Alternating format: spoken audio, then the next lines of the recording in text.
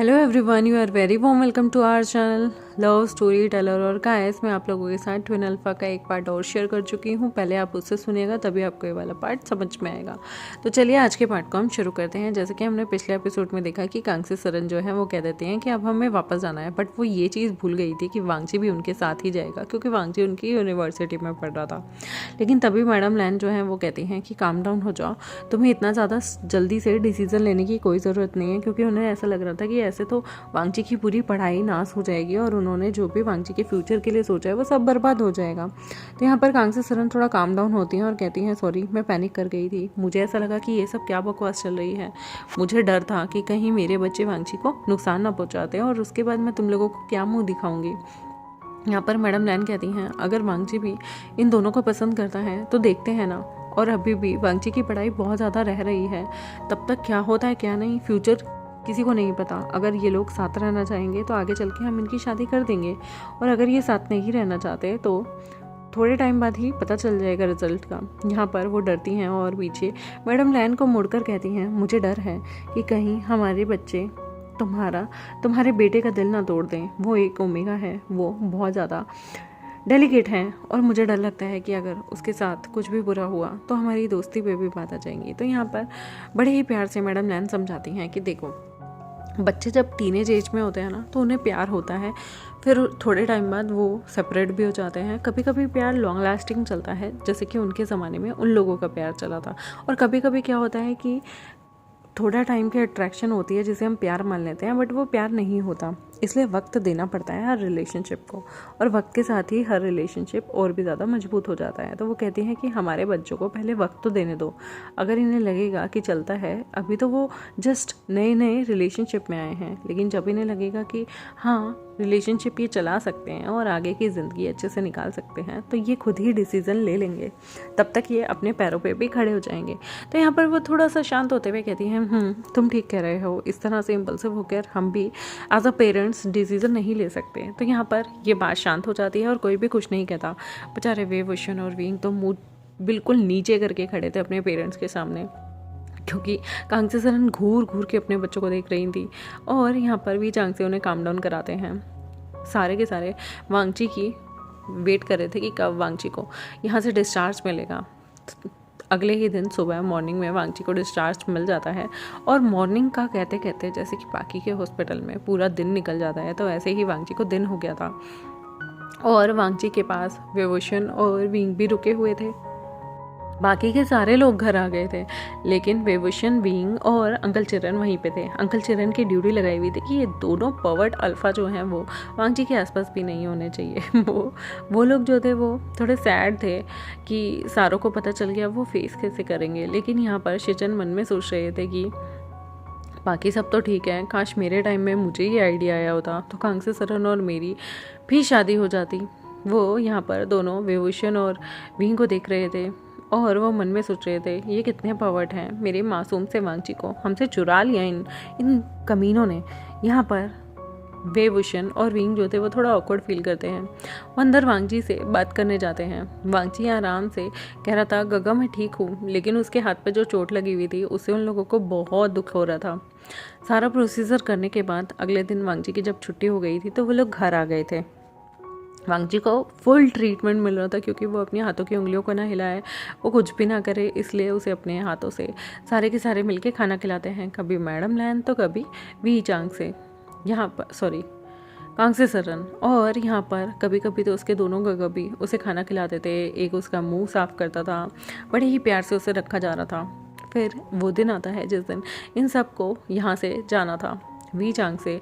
और कांग्सी सरन को तो बहुत दुख लग रहा था, क्योंकि बहुत टाइम बाद ये लोग यहाँ आए थे। इस बीच ये लोग अपने पुराने स्कूल भी गए थे अपनी यादों को ताज़ा करने के लिए, और ये बहुत सारी जगह घूमे थे। यहाँ तक कि ये अपने खेतों में भी बहुत अच्छे टाइम तक गए थे, आसपास भी घूमे। लेकिन वांगची जब बीमार पड़ा तो उसके बाद ये बेचारे कहीं नहीं जा सके, इसलिए ये लोग बेचारे एक जगह रुकते थे। फिर ये लोग वांगची को लेते हैं। वांगची के हाथ में एक भी सामान नहीं दिया गया। वेवोशन और विंग उसका सारा सामान कैरी कर रहे थे और वांगची को अपने साथ ले जा रहे थे। वांगची को इतना वीआईपी ट्रीटमेंट मिल रहा था, उसे ऐसा लग रहा था कि उसे लाइफ में काफ़ी बार इंजरी हुई है, लेकिन इस बार जो इंजरी हुई है उससे बहुत अच्छी वाली फीलिंग आ रही है। क्योंकि उसका सारा काम उसके दोनों गग बड़े प्यार से कर रहे थे और वो कभी भी वांगची को ज़रा सी भी तकलीफ़ नहीं होने देते थे। वांगची बड़े प्यार से बैठा हुआ था। वांगची की बर्थ नीचे की साइड थी और उसके ऊपर ही उसके दोनों गग की बर्थ थी। यहाँ पर दूसरी साइड में बिल्कुल सामने ही वी चांगसे कांगसे सरन थे और एक थर्ड पर्सन यहाँ पर आया हुआ था। थर्ड पर्सन जो आया हुआ था ना, वो बड़ा ही नटखट सा लड़का लग रहा था, जिसे यहाँ पर दोनों भाई घूर घूर के देख रहे थे कि वो वांगची की तरफ बिल्कुल भी ना देखे। दोनों ही भाई वांगची के साथ बैठे होते हैं। वांगची थोड़ा थक गया था तो वो अपना जो सिर था ना वो वेवुशन की लैब पे रख लेता है और उसके बाद जो अपनी टांगे थी वो विंग की लैब पे रख लेता है। बड़े ही प्यार से वांगची की टांगे दबाई जा रही थी। तभी यहाँ पर कांगसे सरन अपने बेटे को घूर के देखती हैं और कहती हैं, कभी माँ की तो याद नहीं आई तुम्हें पैर दबाने। आज तुम्हें ओमेगा क्या पटाना है, तुम्हें इसके बड़े प्यार से पैर दबाने आ रहे हैं। यहाँ पर गुस्से में विंग कहता है, मॉम वो मेरा ओमेगा है और अपने ओमेगा को कडल मैं नहीं करूँगा तो कौन करेगा? क्या मेरे पापा करेंगे? पापा भी तो आपको कडल करते होंगे ना आपके टाइम में। यहाँ पर वो कहती हैं, माँ से जुबान लड़ा रहा है, देख लूँगी मैं तुम्हें। हाँ, यहाँ पर वी चांग से कहते हैं, प्लीज़ बच्चों की तरह लड़ना बंद करो और मुझे नींद आ रही है। कांगसे सरन तुम चुपचाप सो जाओ और मैं भी सो रहा हूँ, और प्लीज़ बच्चों तुम भी सो जाओ। वो वांगची को बड़े प्यार से लेटाते हैं, उसे बड़े प्यार से कंबल देते हैं और दोनों ऊपर जाके सो जाते हैं। रात में कांगसे सरन बार बार आंख खोल के देख रही थी कहीं वो दोनों पर्वट वांगची के साथ कुछ कर तो नहीं रहे, लेकिन वांगची तो आराम से बड़े प्यार से सो रहा था और उनके दोनों अल्फा बेटे भी ऊपर आराम से सो रहे थे। फिर वो मन में सोचती हैं, मैं कुछ ज़्यादा ही शक कर रही हूँ अपने बच्चों को लेकर, लेकिन अल्फा तो पर्वट होते हैं ना, ये मुझे भूलना नहीं चाहिए। यहाँ पर वो शांत हो जाती हैं और फिर से सो जाती हैं। सुबह होती है, ये लोग अपनी अपनी जगह के लिए पहुंच गए थे तो आराम से ये वहाँ पर अपने सर्वेंट्स को बुला लेते हैं। वो लोग इन्हें रेलवे स्टेशन से ही लेकर चले जाते हैं। कांगसे सरन जब घर पहुंचती है ना तो वो सीधा बोलती हैं कि आज से वांगजी का जो रूम ऊपर है ना, वांगजी का रूम ऊपर नहीं रहेगा, वो आज से नीचे ही सोएगा। मुझे तुम दोनों भाइयों पे बिल्कुल भरोसा नहीं। अगर इसका रूम मैंने ऊपर रखा और कल को कुछ हो गया तो मैं क्या मुंह दिखाऊंगी अपनी दोस्त को। तो यहाँ पर वेवुशन और विंग जो है उन्हें बड़ा बुरा सा लग रहा था कि ऐसे कैसे हो सकता है। तो वो कहते हैं, मॉम आपको हम पे ट्रस्ट करना चाहिए, हम ऐसे कुछ नहीं करेंगे। देखो हम हैं तो पापा पे ना, पापा ने क्या कुछ ऐसा कुछ किया था? तो उसकी मॉम चुप हो जाती हैं और कहती हैं, बकवास मत करो, तुम अपने आप को अपने पापा से कंपेयर बिल्कुल मत करो। और रही बात, मैं तुम दोनों पे बिल्कुल यकीन नहीं करती। तुमने इतनी जल्दी इस लड़के को अपनी तरफ अट्रैक्ट कर लिया और इस लड़के को मना भी लिया कि वो तुम्हारा शेयर्ड अल्फा बन जाए, ये शेयर्ड ओमेगा बन जाए। तुम्हें लगता है मैं तुम दोनों पर बिलीव करती होंगी? बिल्कुल नहीं, कोई भी बातचीत नहीं होगी। अच्छा, मैं सर्वेंट को वो लगाती हैं और 2-3 सर्वेंट मिलके वांगची की सारी चीज़ें ना बिल्कुल एज इट इज़ लगा देते हैं नीचे की साइड, जैसे पहले लगी हुई थी।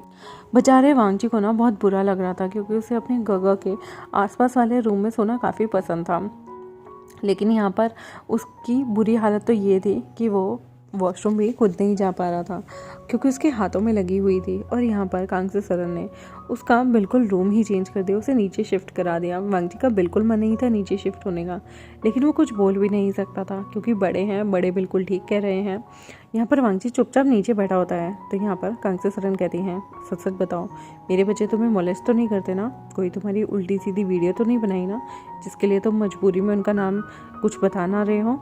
यहाँ पर वांगची मुस्कुराता है और कहता है, नहीं, वो ऐसे बिल्कुल नहीं है, दोनों गगा बहुत अच्छे हैं। फिर वो सांस लेती हैं ढंग से और कहती हैं, शुक्र है वो पर्वट अभी इतने ज़्यादा नहीं बिगड़े हैं। मुझे तो सच में डर लग रहा था। सच सच बताओ, उन्होंने तुम्हारे साथ कुछ किया तो नहीं ना? बेटा तुम अभी कॉलेज में हो, प्लीज़ प्रेग्नेंट मत होना। इतनी छोटी उम्र में अगर कुछ हो जाए तो बड़ी दिक्कत आ जाती है। वांगची मुस्कुराता है और कहता है, aunty I am still a virgin. और ये सुनने के बाद वो चुप हो जाती हैं। उसके बाद वो सोचती हैं, शुक्र है मेरे बच्चे आज दिन तक इतने शरीफ हैं कि ऐसा कुछ नहीं कर रहे। और वांगची भी। फिर वो वांगची के माथे को चूमती हैं, उसके बाद गहरी सी सांस लेती हैं। ऐसे ही वांगची जब तक कॉलेज आ रहा था तब तक वो ऐसे ही सीआईडी की तरह कुछ दिनों तक ऑब्जर्व करती हैं हर चीज़ों को, छोटे छोटे मूव्स को, दोनों अल्फाओं को। जानबूझकर वो वी चांगसे की ड्यूटी लगाती हैं वांगची को लेकर आने की और छोड़कर आने की।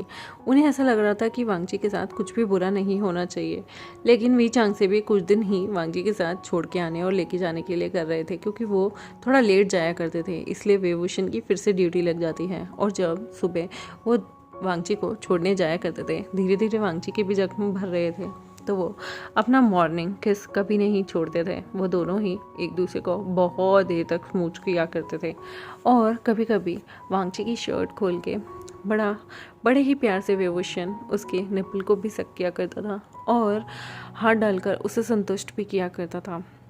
और आते हुए वांगची के साथ सेम रूटीन जो है वो विंग का हुआ करता था। विंग जब उसे लेने जाता था तो दोनों बहुत ही देर तक एक दूसरे को किस करते थे, स्मूच करते थे और थोड़ा सा हैंकी पैंकी करते थे।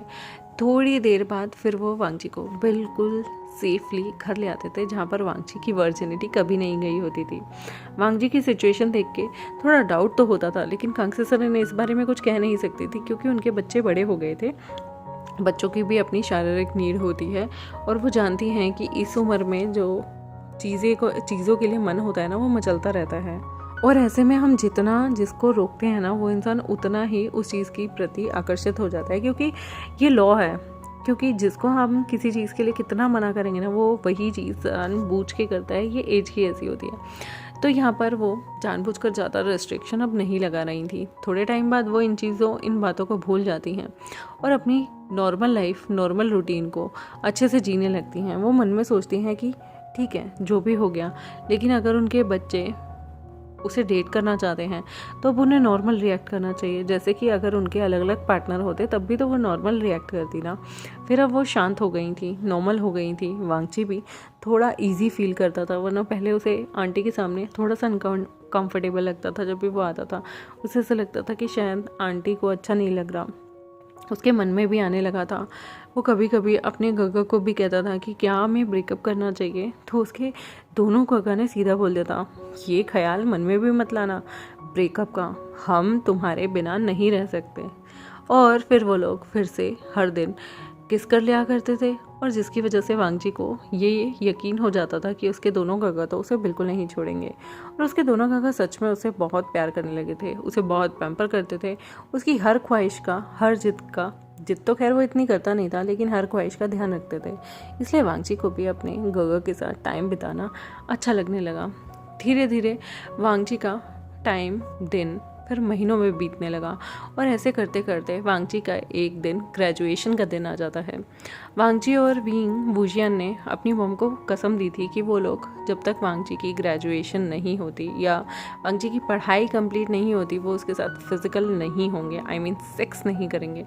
बट थोड़ा जो उनका फोरप्ले होता था या जो भी चीज़ें होती थी वो चलती रहती थी, क्योंकि उन्होंने ये प्रॉमिस किया था कि हम वांगची को वर्जन रहने देंगे, लेकिन ये प्रॉमिस नहीं किया था कि हम बिल्कुल भी टची नहीं होंगे। वांगची जो था वो हमेशा कहा करता था, आप दोनों गगा बहुत ज़्यादा पॉवर्ट हैं, और वो दोनों ही ना काफ़ी बार मुस्कुरा दिया करते थे और कहते थे अगर हम ये भी बोल दें तो फिर मेरी मॉम तो सीधा बोल देंगी कि वांगची को राखी ही बनवा लो, वांगची को भाई ही मान लो। अब ऐसा तो नहीं हो सकता ना कि हम तुम्हें हर चीज़ के लिए अपनी मॉम को प्रॉमिस करते रहेंगे, हमारी भी कुछ इच्छा है, उनके टाइम में उनकी भी रही होंगी। वांगची कहता है हाँ ब्रदर, ऐसे मत बोलिए, आप अपने पेरेंट्स के लिए ऐसे कैसे बोल सकते हैं। तो वो मुस्कुराते हैं और कहते हैं ये रियलिटी है, अब हम इस चीज़ से नहीं भाग सकते। तुम जानते हो हम भी तो कैसे पैदा हुए हैं, कुछ तो हुआ होगा ना, इसलिए तो हम पैदा हुए हैं। यहाँ पर वो चुप हो जाते हैं और कुछ भी नहीं बोलते। फिर वांगची भी शांत हो जाता है, कुछ जवाब नहीं देता ज़्यादा। वांगची की ग्रेजुएशन के बाद वांगची का फ़िलहाल वो लोग एंट्रेंस टेस्ट दिलवाते हैं और उसके बाद वांगची को अब MBA में एडमिशन मिल गया था। MBA में एडमिशन मिलने के बाद उसे परमिशन भी मिल गई थी कि अगर वो अपने दोनों गगा, जिनके साथ उसने बहुत अच्छा रिलेशनशिप भी निभाया है, उसके साथ अगर वो फिज़िकल भी होना चाहे तो अब उसे ऑलरेडी परमिशन मिल चुकी थी। हाँ, कोई डायरेक्टली नहीं बोलता था, बट वो समझ चुके थे कि अगर ये रिलेशनशिप में है तो अगर ऐसा कुछ करना भी चाहें तो ठीक है, कंपैटिबिलिटी होती है।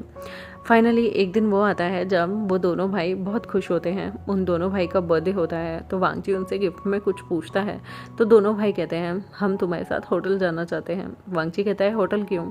तो वो दोनों भाई मुस्कुराते हुए एक ईविल सी स्माइल देते हुए कहते हैं तुम नहीं जानते हम क्यों जाना चाहते हैं?